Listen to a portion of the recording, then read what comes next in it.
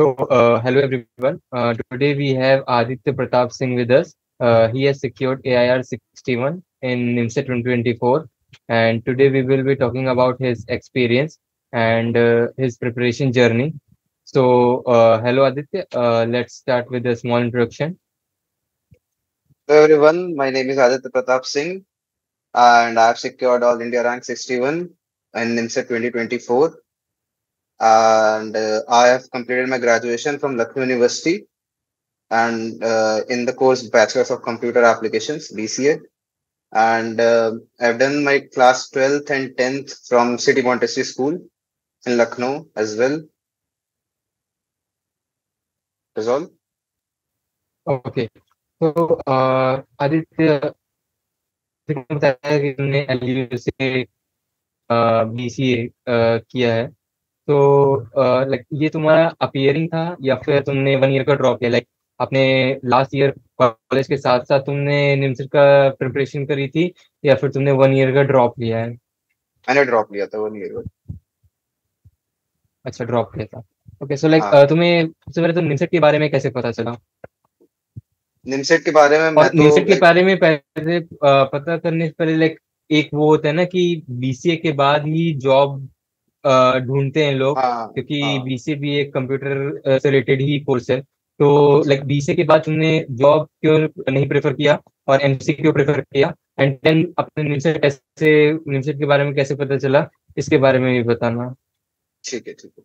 तो मैं अपने आपको पूरा बताता हूँ। मैंने जेई क्लियर प्रिपेयर कर रहा था पहले मैं। तो मेरा पहला एम बीटेक था, बट कुछ मेडिकल इश्यूज की वजह से मैं मेंस के बाद एडवांस दे नहीं पाया। तो उस वजह से मेरा मेंस तो हो गया था, बट डॉक्टर ने मुझे कहा था कि आपको लखनऊ से बाहर नहीं जाना है। तो फिर मैंने कहा था कि हमेशा से मेरा इंटरेस्ट कंप्यूटर्स में था। तो फिर मैंने लखनऊ यूनिवर्सिटी से बीसीए ऑप्ट कर लिया, क्योंकि अब मुझे लखनऊ के बाहर नहीं जाना था, डॉक्टर्स ने ऐसे एडवाइस किया था। तो बीसीए बीसीए मैंने जैसे ही ले लिया उसके बाद तो कोविड था, तो हम लोग का कॉलेज नॉर्मल चल रहा था। तो हम लोग को लैंग्वेज वगैरह सब सही से पढ़ाई जा रही थी। मेरा लैंग्वेजेस में हमेशा से इंटरेस्ट था। एंड लाइक ये सॉफ्टवेयर डेवलपमेंट वगैरह का काम हमेशा स्टार्टिंग से ही मेरे को करना, इसी फील्ड में जाना था, इसलिए मैं बीटेक सीएस भी करने वाला था। तो बीसीए हुआ, उसके बाद प्लेसमेंट्स स्टार्ट हुए, जो कंपनीज आई, तो उसका ज्यादा अच्छा प्लेसमेंट्स था नहीं। मतलब हमारे कॉलेज से जितनी कंपनीज आई, तो प्लेसमेंट के लिए जितना भी पैकेज ऑफर कर रही थी वो काफी कम था। तो इसलिए कि मैंने कहा कि बीसीए के बाद एमसीए करते हैं। एंड मेरी एक कजिन सिस्टर है बड़ी, वो उन्होंने एमसीए कर रखा था, तो उन्होंने मुझे गाइड किया कि बीसीए के बाद एमसीए कर सकते हो, इससे ज्यादा स्कोप मिलता है, ज्यादा आपको एक बीटेक के इक्विवेलेंट वो मिल जाता है।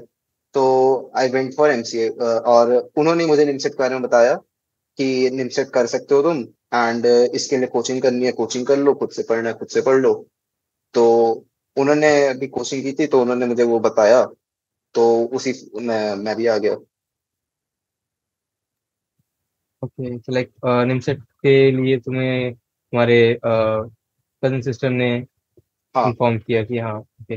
बट लाइक तुमने खुद से भी कुछ निमसेट के बारे में देखा, लाइक कुछ हाँ रिसर्च वगैरह मतलब किया कि क्या हाँ मैंने निमसेट किया। है, कौन कौन से एग्जाम्स मिलते हैं? हाँ, तो उसके बारे में भी थोड़ा बताना। तुम्हें हाँ फिर तो क्या लगा? हम्म। जब उन्होंने मुझे बताया कि बीसीए के बाद एमसीए करो, तो फिर उसके बाद तो मैं उस दिन तो मैं घर पहुंचा एंड मैंने लैपटॉप खोला एंड मैं बीसीए का एमसीए का जितना जो था यूट्यूब गूगल सब छान मार दिया, कैसे कैसे क्या क्या होता है। तो मुझे पता चला कि सीयूईटी के बारे में पता चला, मुझे एमएचसीटी के बारे में पता चला, मुझे वीआईटी के बारे में पता चला, मुझे केआईटी के बारे में पता चला, और मुझे बिट्स का पता चला, निमसेट पता चला, मुझे काफी सारे एग्जाम्स पता चले। एंड फिर मैं कंफ्यूज हो गया कि मतलब क्या कैसे कौन सा क्या ज्यादा अच्छा होता है, क्योंकि यूट्यूब पे अगर आप देखोगे तो आपको सब लोग अलग अलग कुछ ना कुछ बताएंगे। हाँ, तो मैं बता रहा था कि मैंने कैसे कैसे लाइक वेरियस एग्जाम्स के बारे में पता चला। एंड मैं थोड़ा सा कंफ्यूज हो गया कि मतलब कौन से एग्जाम के लिए क्या जाना बेटर होगा। तो फिर मैंने अपनी फिर से कजिन से बात की, तो उन्होंने बताया कि उन्होंने कोचिंग की थी। तो मैंने फिर वही कोचिंग में पता किया। तो अभी आप मतलब हाँ, मतलब फिर कोचिंग का उसके बाद पूछोगे? तो कोचिंग ज्वाइन कर हाँ ली तुमने? हाँ तो बेसिकली जो मेरा नेक्स्ट क्वेश्चन था वो यही था कि तुम्हें लाइक आईएनपीएस क्लासेस के बारे में कैसे पता चला, तो उसका भी हाँ, लाइक तो तुमने बता ही दिया उसका कि भी एक हाँ आंसर तुम्हारे आपको कजिन मिल ने ही गया कि सजेस्ट मुझे किया मेरी था। कजिन सिस्टर ने बताया था। तो वो भी उन्होंने भी आईपीएस हम्म। से पढ़ा है। तो उन्होंने पढ़ा था 11 12 के आसपास, तो उन्होंने मुझे बताया तो मैंने ज्वाइन की। एंड मुझे सर ने काफी हेल्प की, गाइडेंस दी। Okay okay. तो लाइक तुमने ऑफलाइन बैच ज्वाइन किया या ऑनलाइन बैच? मैंने ऑफलाइन बैच ज्वाइन किया था। ऑफलाइन बैच ज्वाइन किया था। तो लाइक थोड़ा सा आदित्य, मैं तुमसे ये जानना चाहूंगा कि तुम्हारे पर्सपेक्टिव से हम्म। ऑफलाइन बैच ज्यादा बेटर रहते हैं, ऑनलाइन बैच ज्यादा बेटर रहता है? लेकिन एक बात तो ऑब्वियस है लाइक कि जो बच्चे दूर हैं और लाइक उनको मतलब नहीं आ करके ज्वाइन कर पा रहे ऑफलाइन बैच, उनके लिए तो एक प्रॉब्लम है। बट आजकल एक ये भी प्रॉब्लम है कि सेम सिटी में रहते हुए या फिर कैपेबल होते हुए भी लोग ऑनलाइन बैच ज्वाइन करते हैं as compare to offline batch. तो क्या डिफरेंस है, और लाइक कितना ज्यादा बेनिफिशियल है offline batch as compare to online batch? और लाइक तुम्हारे केस में तुम्हें कितना ज्यादा लाइक बेनिफिट हुआ ऑफलाइन बैच ज्वाइन करने से? तो मैं बताता हूँ आपको।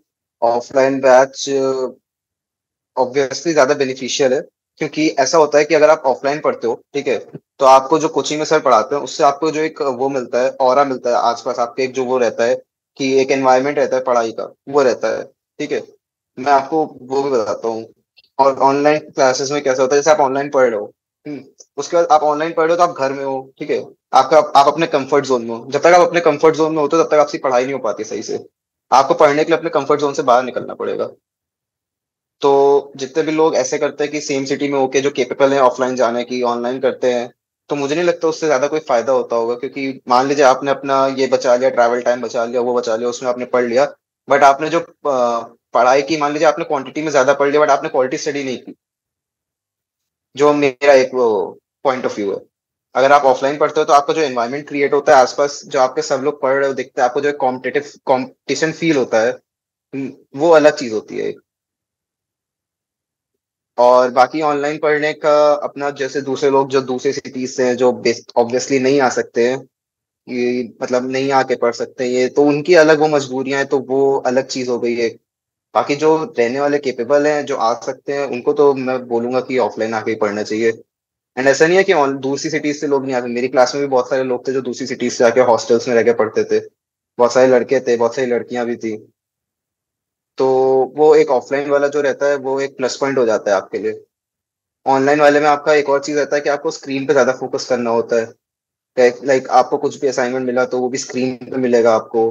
फिर आप उसको बाद में भले ही प्रिंट आउट करा लो, आपको क्लासेस आपको स्क्रीन पे, स्क्रीन टाइम आपका बढ़ जाता है एक बेसिकली, जो आपकी लाइक आंखों के लिए भी मैं बोल सकता हूँ हार्मफुल हो सकता है। तो एक वो और चीज भी शायद है। उसमें एक डिसिप्लिन मेंटेन करना भी थोड़ा मुश्किल हो जाता है, हाँ, बिकॉज ऑनलाइन आपके क्लासेस में पास डिसिप्लिन। हाथ में मोबाइल है और फिर लाइक नोटिफिकेशन आया तो पढ़ते पढ़ते किसी हाँ, और में चले गए, व्हाट्सएप ओपन हो गया, फेसबुक ओपन, इंस्टाग्राम ओपन हो गया। तो ये सब भी एक तरीके से डिसिप्लिन भी मेंटेन करना काफी डिफिकल्ट रहता है ऑनलाइन बैच में, ऑनलाइन ज्वाइन करने से, लाइक मुझे ऐसा लगता है। हाँ, एक वो होता है कि मान लीजिए आप फोन से पकड़े हो, क्लास कर रहे हो, ऊपर से किसी का मैसेज आ गया हाय हेलो का, आपने देख लिया, इंपॉर्टेंट मैसेज तो खैर अलग बात है, फिर आपका माइंड डाइवर्ट हो गया। लेकिन मेरा ये मानना है कि अगर आप जब पढ़ रहे हो तो आप सिर्फ पढ़ो। अगर आपको फोन चलाना है तो उसके लिए आप पढ़ लो, या फिर आप जो भी काम करना है आप कर लो। उसके बाद मतलब आप जो कर रहे हो वही करो उस मोमेंट पे। एक मोमेंट पे 50 चीजें मत करो, मल्टीटास्किंग मत करो ज्यादा। ओके। तो लाइक थोड़ा सा अब तुम्हारी स्केड्यूल के बारे में बात करते हैं कि लाइक तुमने तो ड्रॉप ईयर लिया है, तो हम्म, तुम तो सुबह से ही आते होगे कोचिंग में। तो हाँ। तुम्हारा एक स्केड्यूल थोड़ा बताना कि हाँ इतने से इतना, लाइक 7 से 8 तक कैसे चलता था, 8 से 9 बजे तक है, तो एक टाइम वाइज स्केड्यूल बताना अपना पर डे का। मेरा कोई ऐसे बेसिक मतलब मैंने ऐसे अपना शेड्यूल तो नहीं बना रखा था कि मैं इतने बजे उठूंगा ये करूंगा, क्योंकि मेरे हिसाब से वो चीज हो नहीं पाती। क्योंकि मान लीजिए अगर आपने एक शेड्यूल बताया बनाया कि मैं 7 बजे सुबह उठूंगा, और फिर आप सुबह 7 बजे नहीं उठ पाए और आप सुबह 8 बजे उठे, तो फिर आपका ये हो जाता है कि अब ये मैं कल से फॉलो करूंगा, आज मुझसे फॉलो नहीं हो पाया।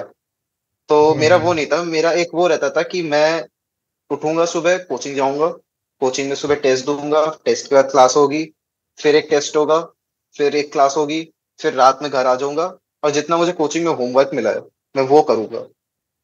बस मेरा ये एक टारगेट रहता था कि मैं होमवर्क करके और रिवाइज करके सोऊं। मैं होम ऐसा ना हो कोई भी दिन कि मैं सो जाऊं और मेरा होमवर्क कंप्लीट नहीं है या फिर मैंने रिविजन नहीं किया अपना। तो उसकी वजह से जितनी मुझे नींद कॉम्प्रोमाइज करनी पड़ती थी मैं करता था। लाइक कभी कभी 6 घंटे की मिल जाती थी, कभी 8 की मिल जाती थी, कभी नींद मिलती नहीं थी। तो एक हम्म। वो चीज है जो मैंने अपने उसमें टाइम में देखी है कि मतलब मैं भले ही सोऊं ना, लेकिन मुझे जो इतना काम मिला है मैं वो कर लूं। लाइक तुम्हारी क्लासेस का क्या स्केड्यूल रहता था कि लाइक 9 बजे से स्टार्ट होती थी ऐसा? उसका भी एक टाइमली वाइज की कितने कितने घंटे की हाँ क्लास होती एक थी, कैसे कैसे घंटे के टेस्ट होते थे? हाँ 9 बजे से हमारी क्लास स्टार्ट हो जाती, मतलब 9 बजे हमारा पहला मॉर्निंग में टेस्ट होता था। ऑफलाइन टेस्ट होता था, 10 से 11 होता था, 9 बजे से नहीं, सॉरी। 10 से 11 ऑफलाइन टेस्ट होता था हमारा। उसके बाद हमारी एक क्लास होती थी 1 से 3, या 2 से 4, वो टाइमिंग वेरी करता था सीजन वाइज, 1 से 3, 2 से 4। और फिर एक क्लास हमारी होती थी 5 से 7 या 6 से 8। ऐसे दो क्लासेस हमारी होती थी, और एक टेस्ट ऑफलाइन होता था मॉर्निंग में, और उसके बाद एक और टेस्ट होता था 12:30 से 1:30 के अराउंड, या 12 से 1 के अराउंड। वो ऑनलाइन होता था, जो रात में रिपीट भी होता था। तो आपको अगर ऑनलाइन देना है तो आप मतलब आपको अगर सुबह देना है तो सुबह दे दो, रात में देना है रात में दे दो।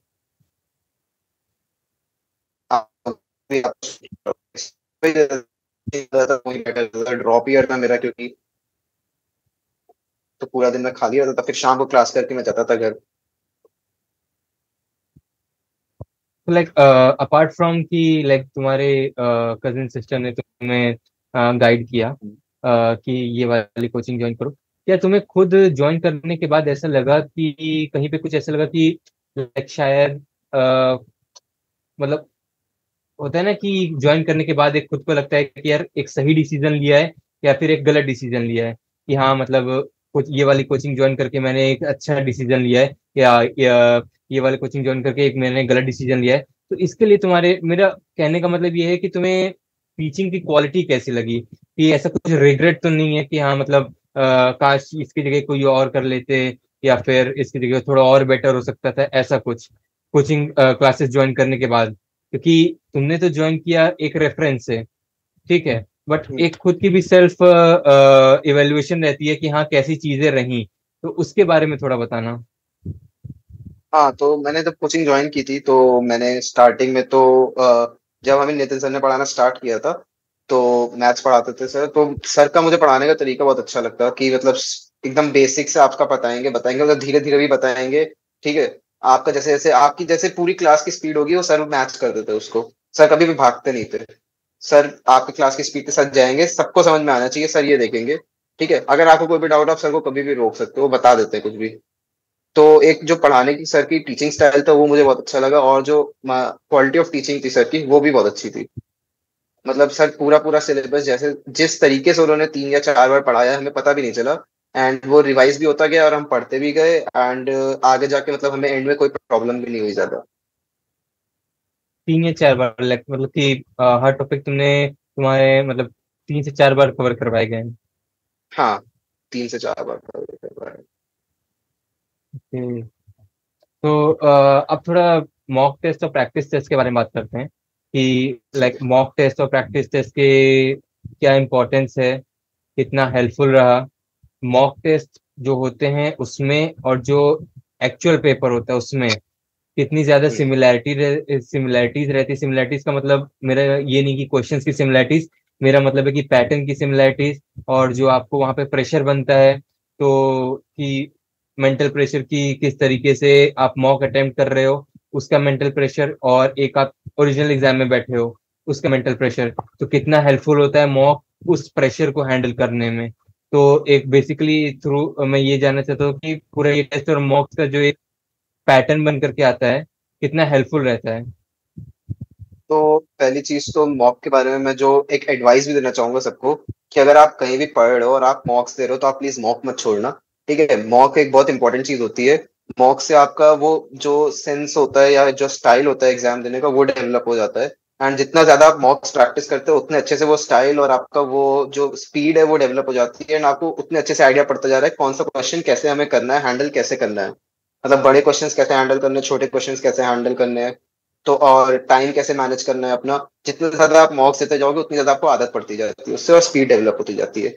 बाकी जो हमारे प्रैक्टिस टेस्ट की बात है, जो डेली होते थे हमारे ऑफलाइन टेस्ट टॉपिक वाइज होते थे, तो वो काफी हेल्प करता था। जैसे आपको कोई टॉपिक का कोई कॉन्सेप्ट नहीं क्लियर है, तो जैसे मान लीजिए आज हमारा वेक्टर्स का टॉपिक का टेस्ट है, तो ऐसा नहीं होगा कि पूरे ही वेक्टर्स का आ जाएगा, उसमें वेक्टर का कोई एक कंसेप्ट होगा, तो आपको वो एक कंसेप्ट पूरी अच्छी तरीके से रिवाइज हो जाएगा। जैसे आज वेक्टर्स में डॉट प्रोडक्ट का टेस्ट है, तो आप बताएंगे नहीं सर डॉट प्रोडक्ट का, लेकिन उसमें सारे डॉट प्रोडक्ट के क्वेश्चंस हो जाएंगे।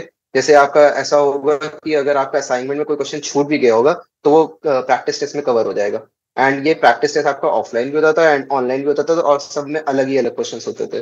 तो इससे आपको टॉपिक वाइज अपना ये कंसेप्ट क्लियर करने में बहुत अच्छा ये हो जाता था। एंड जो मॉक टेस्ट है, मॉक टेस्ट के हिसाब से तो आपका मैं ये बोलूंगा कि मॉक्स आप दीजिए सारे। एंड मॉक टेस्ट से ये हेल्प हुई कि बहुत सारे क्वेश्चंस ऐसे होते हैं जो एग्जाम में कभी कभी रिपीट हो जाते हैं। तो मॉक से जैसे इस बार भी एक क्वेश्चन आया था 2024 वाले पेपर में, जो हमारे मॉक से आ गया था सीधे से, तो हमें उसका आंसर याद था, तो हमने सीधे से टिक कर दिया था उसको। तो वहां पे हमारा क्वेश्चन में टाइम बच गया था। एक ही क्वेश्चन आया, लेकिन उस एक ही क्वेश्चन में हमारा टाइम बच गया, जिससे जो हमने बाकी क्वेश्चंस में यूटिलाइज कर लिया। और एक क्वेश्चन भी काफी ज्यादा होता है, 12 मार्क्स होते हैं, तो उससे हमारी हेल्प हो गई मॉक में।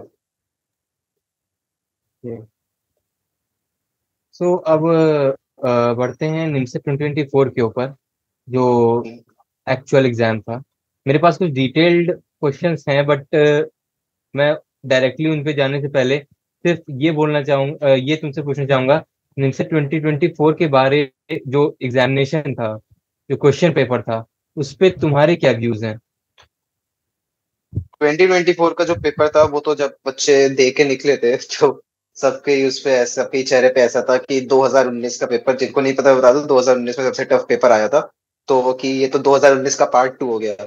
बट फिर जैसे जैसे पेपर एनालाइज किया, तो हम लोग ने देखा कि पेपर उतना डिफिकल्ट था नहीं जितना लग रहा था। थोड़े से क्वेश्चंस थे आउट ऑफ सिलेबस। थोड़ा सा ऐसा हो गया था कि आपका आंसर डायरेक्ट नहीं दिए थे, आपका आंसर्स घुमा के दिए थे। जैसे कि आपका एक क्वेश्चन में 24 को 4 फैक्टोरियल लिखा था ऑप्शंस में, तो वो आंसर्स में ऑप्शंस घुमा के दिए थे। एंड पेपर लेंदी नहीं आया था, पेपर ऐसा आया था कि जो क्वेश्चंस देखने में आपको इजी लग रहे थे, जो क्वेश्चंस आपको मतलब एक एक दो दो लाइन के लग रहे थे, वो लंबे थे, मतलब कैलकुलेटेड थे ज्यादा। एंड जो आपको ऐसे क्वेश्चंस देखने से लग रहे थे कि ओ ये क्या आ गया, ये पता नहीं कौन सा कंसेप्ट लगेगा इसमें, वो वाले क्वेश्चंस आपका एक लाइन में सॉल्व हो जा रहे थे। तो जिन्होंने क्वेश्चंस देख के छोड़े होंगे उनके लिए डिफिकल्ट रहा होगा, और बाकी जिन्होंने क्वेश्चन अच्छे से पढ़े होंगे तो उनके लिए इजी रहा होगा। बाकी इस बार का पेपर काफी ज्यादा अनप्रेडिक्टेबल आया था, क्योंकि हर साल निमसेट में पैटर्न रहता था कि पीवाईक्यूज रिपीट होते थे। इस साल एक भी पीवाईक्यू नहीं आया था, तो एक वो माइनस पॉइंट था बहुत सारे बच्चों के लिए कि जो पीवाईक्यूज सारे याद करके गए थे, उनका तो कोई बेनिफिट हुआ नहीं। मतलब इस साल का पेपर ऐसा आया था कि अगर आपको कंसेप्ट आते हैं तो ही आप अच्छे से कर पाओगे। अगर आप ये जो याद करके जा रहे हो तो ये नहीं होगा। तो बहुत सारे बच्चे ये कहते हैं कि याद करके चले जाते हैं, पेपर निकल जाएगा, थोड़ा तो निकल जाएगा। बट इस साल से एनआईटी जमशेदपुर ने भी बता दिया कि भाई ऐसा है, पेपर हम ऐसे भी दे सकते हैं, तो तुम लोग ऐसे ये रट्टा मारने वाला काम मत करो, अच्छे से पढ़ के आओ। जो मुझे एक लगता है कि काफी अच्छा हम्म। पॉइंट भी है, क्योंकि बहुत सारे बच्चे ऐसे आप बिल्कुल सही, रट के बिल्कुल। चले जाते थे, तो और पढ़ाई नहीं हम्म। करते थे, तो उनका पेपर मिल जाता था। एंड जो बच्चों को कंसेप्ट आते थे बट वो टाइम ले लेते थे, तो वो कहीं ना कहीं लैक कर जाते थे।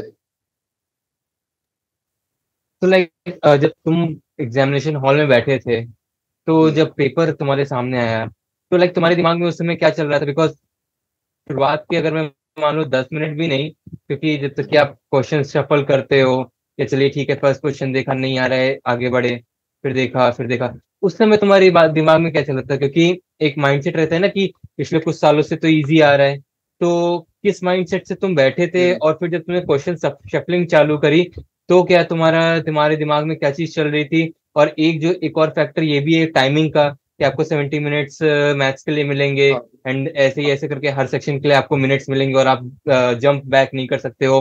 तो इन सब चीजों के लिए तुमने किस तरीके से प्रिपेयर किया था, और अपने दिमाग को किस तरीके से ट्रेन किया था कि हाँ, इसमें मुझे इतना टाइम देना है? मतलब टाइम तो ऑब्वियसली फिक्स है, बट किस क्वेश्चन को मुझे देखते ही छोड़ देना है, किस क्वेश्चन पे मुझे हाँ थोड़ा सा वर्क करना है, इस चीज के बारे में बताना। तो पहले तो मैं ये टाइमिंग वाली बातें बता देता हूँ कि लाइक जो ये इस बार से सेक्शंस डिवाइड हो गए थे, ये निमसेट का अनाउंसमेंट हुआ था मार्च में। तो उन्होंने मार्च में पैटर्न बताया था कि अब इस बार से ऐसा पैटर्न होगा। तो हमारी कोचिंग में तुरंत से मॉक्स वैसे ही कर दिए थे कि मॉक्स में भी अब टाइम वो कर दिया था, कंस्ट्रेन कर दिया था कि मैथ्स में आपको इतना टाइम मिलेगा, कंप्यूटर इंग्लिश के लिए इतना टाइम है, रीजनिंग के लिए इतना टाइम है, 50 मिनट, 20 मिनट, और आपका यहाँ पे ये 60 मिनट या कितना मिलता है मैथ्स में, भूल भी गया मैं। तो उसके हिसाब से वो हुआ था। एंड जो ये हमारा टाइमिंग से क्वेश्चन मैनेज करना था कि कौन सा क्वेश्चन छोड़ना है, कौन सा अटेम्प्ट करना है, कौन से क्वेश्चन पे मार्क कर सकते हैं वापस आने के लिए, ये तो आपको एक्सपीरियंस के साथ पता चल जाता है। जैसे आप एक साल खूब अच्छे से पढ़ाई करते हो, तो आपका एक साल पढ़ने के बाद आपको एक्सपीरियंस इतना हो जाता है कि कौन सा क्वेश्चन मैं अटेम्प्ट कर लूंगा, कौन सा क्वेश्चन नहीं अटेम्प्ट कर पाऊंगा। तो वो जो टाइमिंग का इशू होता है वो यहाँ से सही हो जाता है, आपका साल भर की मेहनत आपको बता देती है कि मैं ये क्वेश्चन अटेम्प्ट कर लूंगा, ये क्वेश्चन अटेम्प्ट नहीं कर पाऊंगा, ये क्वेश्चन मुझसे बन जाएगा, क्वेश्चन में मुझे टाइम लगेगा, ये क्वेश्चन मैं छोड़ देता हूँ, क्योंकि एक टाइमिंग का भी फैक्टर होता है। आपके पास 50 क्वेश्चन होते हैं एंड आपको ज्यादा से ज्यादा सॉल्व करने होते हैं। हालांकि ये है, सारे नहीं करने होते हैं, क्योंकि मतलब वो ऑब्वियसली पेपर उस हिसाब से बनाया ही जाता है कि आप सारे क्वेश्चन ना कर पाओ एंड आपका टाइम उसमें घुसे, ऐसे टाइम इधर उधर हो जाए आपका। तो ये एक चीज थी जो जिसपे मैंने ध्यान दिया था जब मैं पेपर देने बैठा था। तो मेरा भी ये माइंडसेट था कि आज तक जैसे हो रहा था कि मतलब मिनिमम 7-8 क्वेश्चन तो रिपीट होते ही थे प्रीवियस ईयर के। तो मेरे भी एक माइंड में बात थी, मैं भी एक वो पूरा पढ़ के गया था, प्रीवियस ईयर के सारे क्वेश्चंस याद करके गया था मैं भी, कि एक वो वाले क्वेश्चंस आएंगे एंड मेरे पास एक वो याद करने से एक अपर हैंड रहेगा कि अगर मतलब अगर आ जाता है तो मैं टिक कर दूंगा और उसमें मेरा टाइम बचेगा बाकी बच्चों से, वो क्योंकि वो सॉल्व कर रहे होंगे। बट इस बार जैसे पेपर देने बैठे तो स्टार्टिंग के 3-4 क्वेश्चंस थोड़े से ऐसे थे जिसमें थोड़ा टाइम लग गया मुझे। तो उसकी वजह से ऐसा तो हुआ नहीं मेरे साथ कि लाइक मैंने 3-4 क्वेश्चन पे टाइम दे दिया, तो थोड़ा सा मुझे डर तो बीच में लगने लगा था कि मतलब ऐसे हो रहा है कि 3-4 क्वेश्चंस हो गए, अब क्वेश्चंस बन नहीं रहे। बट फिर मुझे सर की बात याद आई, सर ने बोला था कि आपके साथ ऐसा हो कि आपने 4 क्वेश्चन किए और आपसे 4 क्वेश्चन बने नहीं, तो ये नहीं होना चाहिए आपको कि 5वें क्वेश्चन में आप अटक जाओ। तो एक वो चीज थी, मतलब कि 5वें क्वेश्चन में आपका फिर दिमाग 5वें क्वेश्चन पे होना चाहिए, ये नहीं होना चाहिए कि 4 क्वेश्चन पहले क्या हुआ था। तो एक वो चीज है। बढ़िया, मतलब कि एक एक्चुअल एग्जाम में जाने से पहले ही इतने ज्यादा प्रिपेयर कर ले खुद को कि वहां पे कोई भी चीज ऐसी ना लगे कि हाँ ये चीज ये हाँ, अनप्रिडिक्टेबल भी अगर तुम्हारे अनप्रिडिक्ट। साथ कुछ हो जाता है तो उसके लिए भी तुम प्रिपेयर रहो कि हाँ ठीक है ऐसा कुछ होगा तो हम देख लेंगे। क्योंकि मेरे हिसाब से अगर आप साल भर प्रिपेयर करते हो और उस उस टाइम ड्यूरेशन में, जिससे आप जो आपका टाइम ड्यूरेशन है, कितने घंटे का एग्जाम है? 2 घंटे। है दो घंटे का। तो अगर उस 2 घंटे में अगर आप पैनिक कर गए तो वहां पे जाकर के फिर सीधे प्रॉब्लम हो जाएंगी, चाहे आपने साल भर कितनी भी मेहनत करी हो। तो एक एग्जाम सिचुएशन के लिए भी प्रिपेयर करना काफी ज्यादा इम्पोर्टेंट है। हाँ तो थैंक्स अलॉट आदित्य, काफी ज्यादा गाइड किया तुमने, काफी इम्पोर्टेंट चीजों के बारे में भी बताया। तो एंड में अगर तुम निम्स 2025 के एस्पिरेंट्स के लिए कुछ कहना चाहो और लाइक आईएनपीएस क्लासेस से जैसे तुम्हारा एक एक्सपीरियंस था, तो एक कुछ उसके बारे में भी एक शॉर्ट में कुछ बताना चाहो। हाँ, तो मैं बस इतना कहना चाहूंगा एस्पिरेंट्स के लिए, जो भी 2025 एस्पिरेंट्स हैं, कि आपको अपनी कंसिस्टेंसी नहीं छोड़नी है, आपको कंसिस्टेंट रहना है। मतलब अगर आप खुद से पढ़ाई कर रहे हो तो आपको देखना है कि आप जितना दिन में पढ़ रहे हो उतना आप काम कर पा रहे हो कि नहीं। मतलब आपको ज्यादा भी नहीं पढ़ना है, बट ये भी नहीं है कि मैं कम पढ़ूं। आपको ओवर नहीं करना है, आपको अपने हिसाब से करना है। आपकी जैसे सबकी कैपेसिटी होती है कुछ चीज समझने की, सबकी एक लर्निंग वो होती है। कोई स्लो लर्नर होता है, किसी को जल्दी समझ में आ जाता है, किसी को अच्छे से आ जाता है, किसी को धीमे धीमे करके आता है। तो वो आप अपनी कैपेसिटी देखो और आप अपनी कैपेसिटी को इम्प्रूव करने का ट्राई करो, क्योंकि वो टाइम के साथ होती जाती है, प्रैक्टिस के साथ होती जाती है। एंड बाकी तो मैं यही कहना चाहूंगा, कंसिस्टेंट रहो एंड जो मॉक्स वगैरह दे रहे हो, मॉक्स वगैरह नहीं छोड़ना बिल्कुल, क्योंकि मॉक्स से काफी ज्यादा फायदा होता है।